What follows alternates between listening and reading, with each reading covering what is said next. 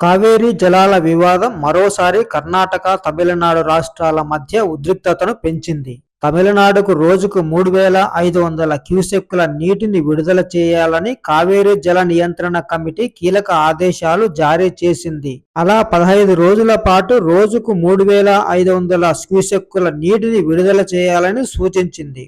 ఈ నిర్ణయాన్ని కర్ణాటకలోని రైతు సంఘాలు, కన్నడ అభిమాన సంఘాలు తీవ్రంగా వ్యతిరేకిస్తున్నాయి.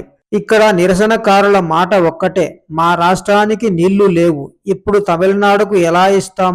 ప్రస్తుతం కర్ణాటకలో తాగునీటి ఎద్దడి తీవ్రంగా ఉందని వారు చెబుతున్నారు. వ్యవసాయానికి కూడా నీరు లేవు. ఇలాంటి సమయంలో నీటిని విడుదల చేయడం సరైన నిర్ణయం కాదని అంటున్నారు.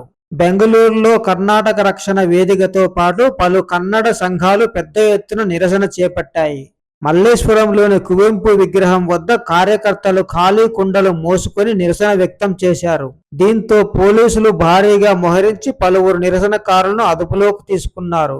మైసూరు, మాండ్య, రామ్నగర్ జిల్లాలో కూడా ఇదే తరహా ఆందోళనలు కనిపించాయి. ఇక్కడే కన్నడ సంఘాల నేతలు మరో ప్రశ్న లేవనెత్తుతున్నారు.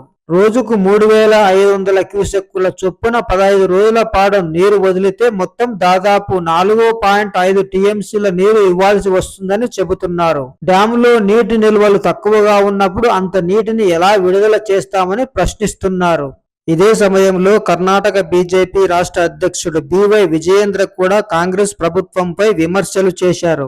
సిడబ్ల్యూఆర్సీ ముందు రాష్ట్రానికి ఉన్న నీటి సమస్యను అధికారులు సరిగా వివరించలేదని ఆరోపించారు. అందుకే ఈ పరిస్థితి వచ్చిందన్నారు. కావేరీ జలాల వివాదం కొత్తదేం కాదు. దశాబ్దాలుగా తమిళనాడు, కర్ణాటక మధ్య ఇది కొనసాగుతోంది. ఇప్పుడు సిడబ్ల్యూఆర్సీ తాజా ఆదేశంతో మరోసారి రెండు రాష్ట్రాల మధ్య ఉద్రిక్తత పెరిగింది.